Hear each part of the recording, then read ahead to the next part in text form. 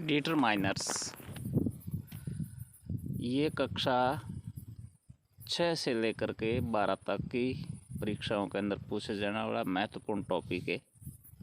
कक्षा 6 से 8 तक जिसे आर्टिकल के नाम से जानते हैं, ए एन दा का प्रयोग जिसे कह करके बच्चों को आर्टिकल के नाम से पढ़ाया जाता है। वहीं NCERT यानी केंद्रीय माध्यमिक शिक्षा बोर्ड की कक्षाओं में और राजस्थान माध्यमिक शिक्षा बोर्ड की कक्षा 9 से 12 के अंदर बोर्ड परीक्षाओं में डिटरमाइनर से संबंधित प्रश्न पूछे जाते हैं। तो डिटरमाइनर बहुत ही इम्पोर्टेंट टॉपिक है सभी कक्षाओं के लिए। चलिए शुरू करते हैं। डिटरमाइनर कहते किसे? डिटरमाइनर शब्द की उत्पत्ति डिटरमाइन से हुई है, जिसका अर्थ होता है निश्चय करना, यानी कोई चीज़ को निश्चित करना। Determiners are the words placed in front of a noun to specify quantity, यानी डिटरमाइन वे शब्द है जो किसी वाक्य के अंदर संज्ञा जो शब्द होते हैं उनसे पहले आकर के संज्ञा की क्वांटिटी को निश्चित करते हैं, उसकी मात्रा को या संख्या को दर्शाते हैं। अर्थात वे शब्द जो संज्ञा यानी नाउन से पहले आकर संज्ञा की पहचान और उसका अर्थ निश्चित करते हैं। लेकिन यहाँ ध्यान रखने योग्य ये बात है कि अगर वाक्य के अंदर प्रोनाउन है तो प्रोनाउन से पहले डिटरमाइनर का प्रयोग नहीं होता है। डिटरमाइनर के प्रकार, पहला है आर्टिकल जिसमें ए एन और दा। दूसरा होता है डेमोस्ट्रेटिव यानी प्रदर्शन करने के लिए, स्थान दिखाने के लिए। This that this those, this यानी दैट यानी वह, दीज यानी ये, दोज यानी वे। पॉजेसिव्स यानी संबंध बताने वाले, my, your, his, her, their, its. इसके ऊपर एक पृथक से वीडियो आपके लिए बनाऊंगा आप आगे चल करके कि पॉजेसिव्स कैसे होते हैं, किस प्रकार से बनाए जाते हैं। इसी प्रकार से डिस्ट्रीब्यूटिव यानी वितरण करने वाले, एदर और, इजी, इस प्रकार से एवरी, ये शब्द।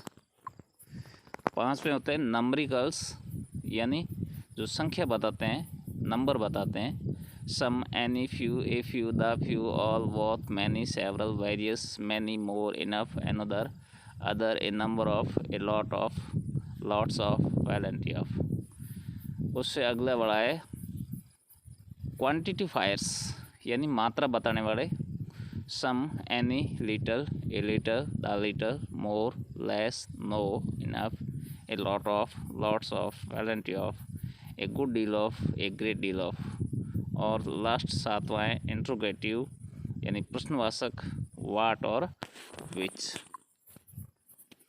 तो आज सबसे पहले टॉपिक को क्लियर करते हैं, आर्टिकल को यानी ए एन दा का प्रयोग।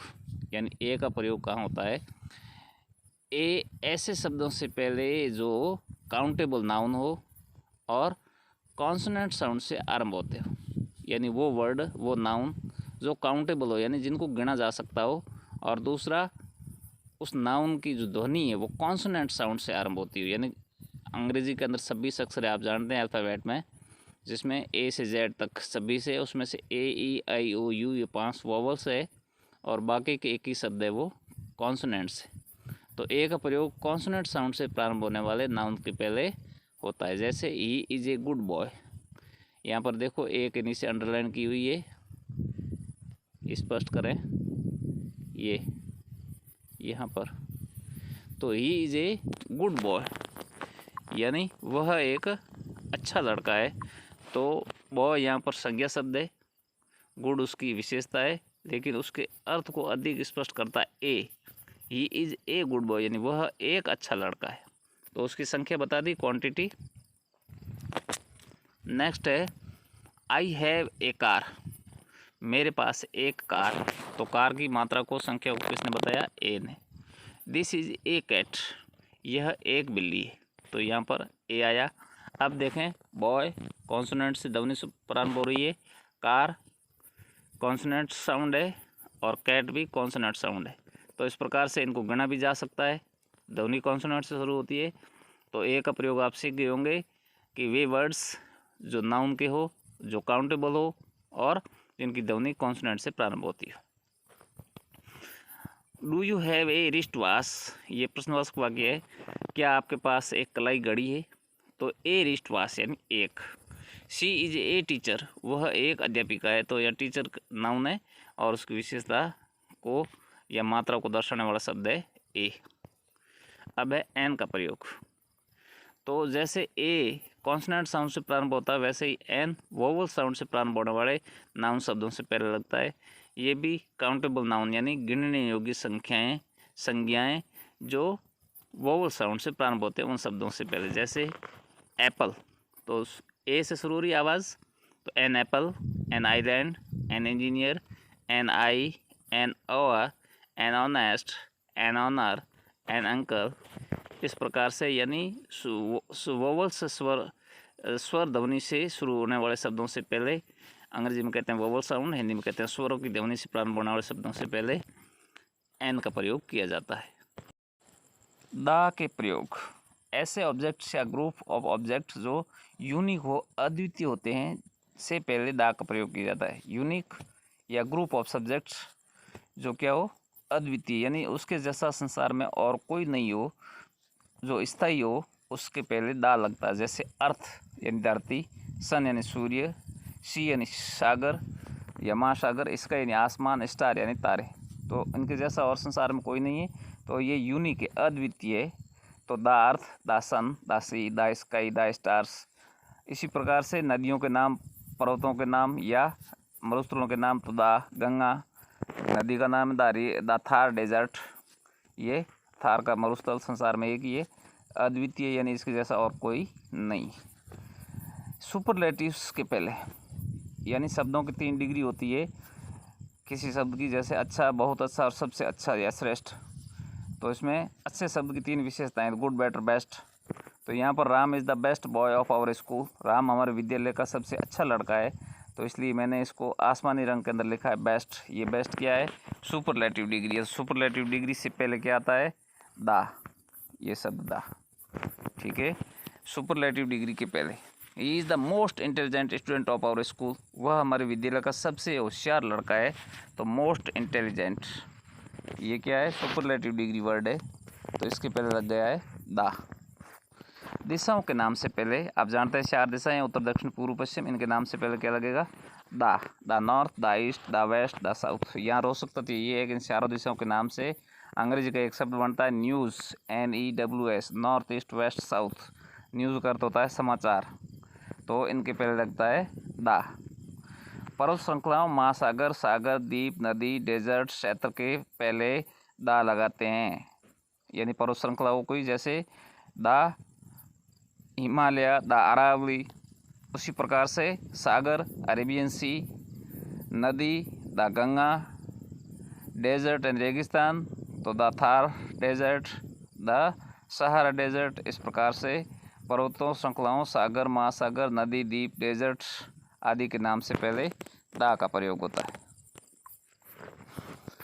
ऐसे नाउन से पहले जो सेकंड टाइम प्रयुक्त, यानी किसी वाक्य के अंदर एक बार से दोबारा फिर से आ जाए, तो दोबारा आ जाने के कारण यानी दोबारा मेंशन होने के कारण इसको डेफिनेट कहते हैं, यानी वो उस शब्द की निश्चितता को करते हैं। तो ऐसे जो एक वाक्य के अंदर नाउन फिर से दोबारा आ जाए, तो उससे पहले दा लगाया जाता है।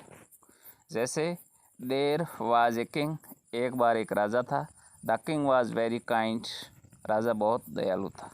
तो पहली बार आया किंग, अंडरलाइन है। दूसरी बार फिर किंग आ गया इसी वाक्य के अंदर, तो पहली बार में ए लगा है और दूसरी बार में दा लगा है। ये यानी एक वाक्य के अंदर कोई शब्द दोबारा आ जाए, कोई नाउन, तो दोबारा आते ही वो डेफिनेट माना जाता है और डेफिनेट से पहले दा लगता है। This is the boy who met me yesterday, यह वही लड़का है जो मुझे कल मिला था, यानी लड़का कल भी मिला है और आज फिर मिला है, यानी 2 बार हो गया, तो दोबारा आते ही डेफिनेट हो गया, डेफिनेट से पहले दा का प्रयोग होता है। तो यहाँ देखें दा का प्रयोग हुआ है, this is the boy who met me yesterday. Great books, महाकाव्यों के नाम से पहले दा लगता है।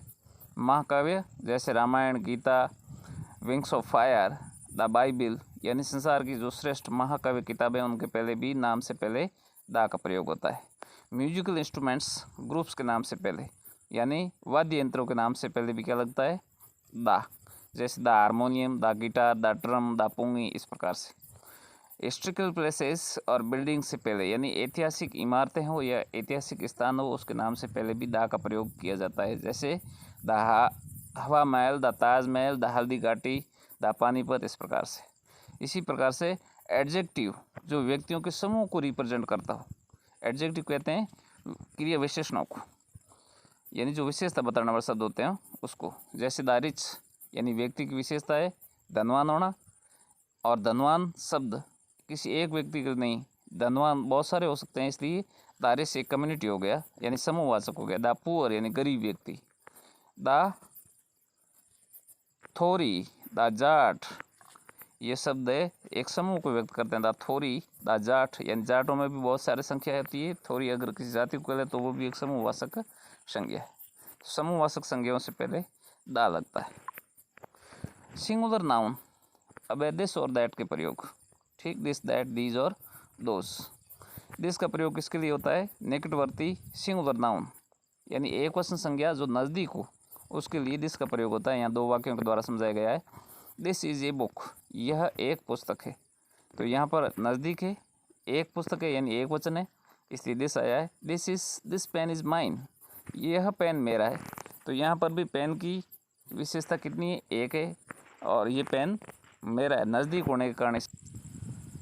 दैट का प्रयोग भी सिंगुलर नाउन एक वचन और दूर की वस्तुओं के लिए किया जाता है। दैट इज़ ए बुक, वह एक पुस्तक है।